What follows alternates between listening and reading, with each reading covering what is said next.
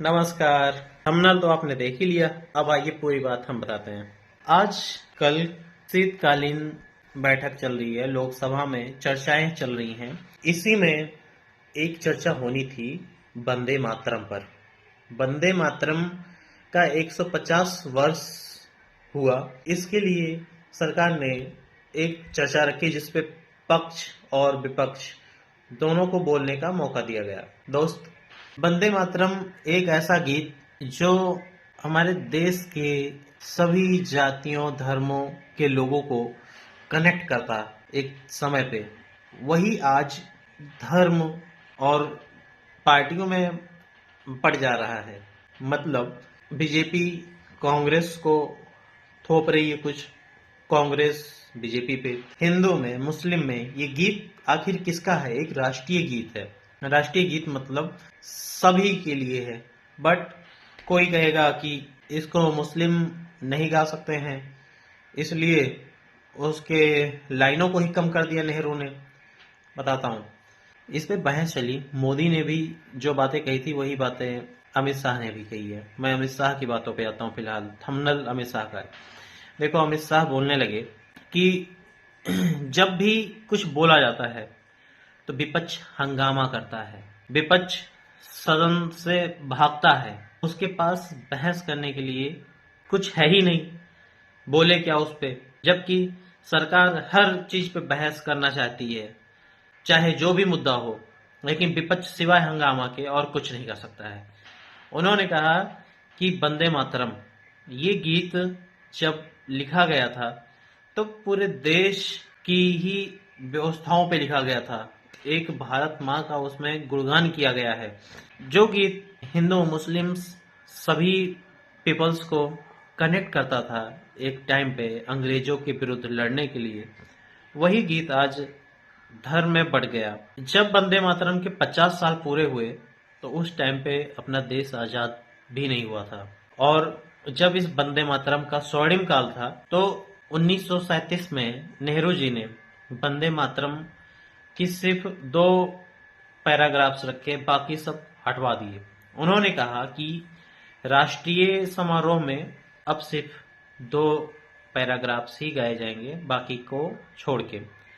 उन 2 पैराग्राफ्स में भारत माँ का गुणगान है, और वैसे तो छठे और सातवें में हिंदू देवी देवताओं का नाम है उसमें, जैसे माँ दुर्गा, सरस्वती, इन सब मतलब देवी देवताओं का नाम आया है। इसको मुस्लिम्स को गाने में दिक्कत होती है क्योंकि वो मुस्लिम धर्म को मानते हैं, उसमें उनके अपने जो भी है अल्लाह है। इस बात को 1937 में रखा गया तो नेहरू ने उस समय के हिसाब से संशोधन करवा दिया कि समारोहों में, राष्ट्रीय समारोह में वो लाइनें नहीं गाई जाएंगी सिवाय ऊपर 2 पैराग्राफ के। अब वो मुद्दा तब निकल गया। आज 2025 में फिर से गर्माहट बना और अमित शाह जी कहने लगे कि अगर नेहरू 1937 में वो लाइनें ना काटे होते तो आज देश बटा नहीं होता। मतलब सीधा आरोप है कि नेहरू ने वंदे मातरम की लाइनों को काट के देश विभाजन का काम किया। इतना कहे तो तिलमिला गया विपक्ष। विपक्ष भी अपना जवाब देने में तो सक्षम है ही, वो भी थोप दिया। कहने लगे कि तुम्हारा आरएसएस जो है वो कितने सालों तक तो झंडा ही नहीं फहराया भारत माँ का, आए तुम हमें राजनीति सिखाने। विपक्ष ने भी करारा वार किया और उसने कहा कि राष्ट्रीय गान मतलब राष्ट्रीय गीत जो है वो थोपने से कोई सम्मान नहीं करेगा, सम्मान अपने अंदर से होता है और हम इसका सम्मान करते हैं। मेरे मित्रों, सीधी बात अगर मैं करूं, लोकसभा मतलब जहां पब्लिक के प्रॉब्लम्स दूर किए जाए, उनकी सुविधाओं के लिए बात किया जाए, ये बातें होनी चाहिए। वहां सरकार और विपक्ष लगा हुआ है 150 साल और 1937 में हुई घटनाओं को अब हाईलाइट करने में। हमारे देश की समस्या है रोजगार, यहाँ की व्यवस्थाओं को कैसे बेहतर किया जाए। एक विद्यार्थी वर्ग है जो पढ़ाई कर रहा है, तैयारी कर रहा है, इसलिए कि उसको कहीं कहीं जॉब मिल जाए। सरकार और विपक्ष को इन सब चीज़ों पर बात करनी चाहिए। को समाधान निकाला जाए इसका। चिकित्सा शिक्षा ये सब चीजें कितनी मतलब अभी तो सुधार है, लेकिन चिकित्सा व्यवस्था अगर गांव में देखा जाए तो अभी भी प्रॉपर कोई बहुत अच्छी व्यवस्था नहीं है। अगर बात एजुकेशन की करें ना, एजुकेशन भी आज के टाइम पे जिसके पास मनी है वही अच्छी एजुकेशन दिला पा रहा है। ऑनलाइन जमाना है, बट सारी चीजें ऑनलाइन नहीं हो सकती हैं। कॉलेज की जरूरत होती है, अच्छे टीचर की जरूरत होती है, इसके लिए पैसा चाहिए।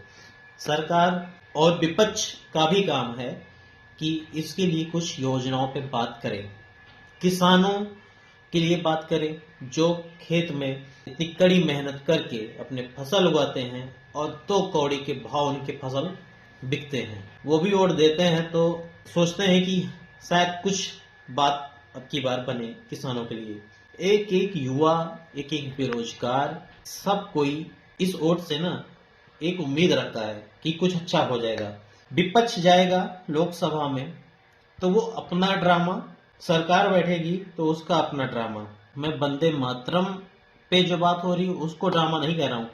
आज आप देखिएगा, अभी ये सत्र चलेगा और भी, लेकिन कहीं भी अगर पब्लिक की अच्छाई वाली बात आए ना तो बहुत बड़ी बात है। इसमें टोटली विपक्ष कहेगी सरकार भटका रही है और सरकार कहेगा कि विपक्ष भाग रहा है। ऐसे कैसे काम चलेगा भाई? हम पब्लिक बेवकूफ हैं क्या?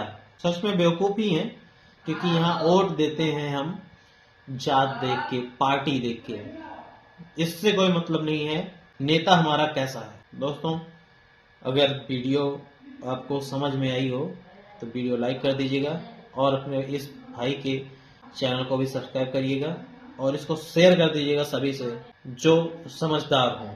धन्यवाद।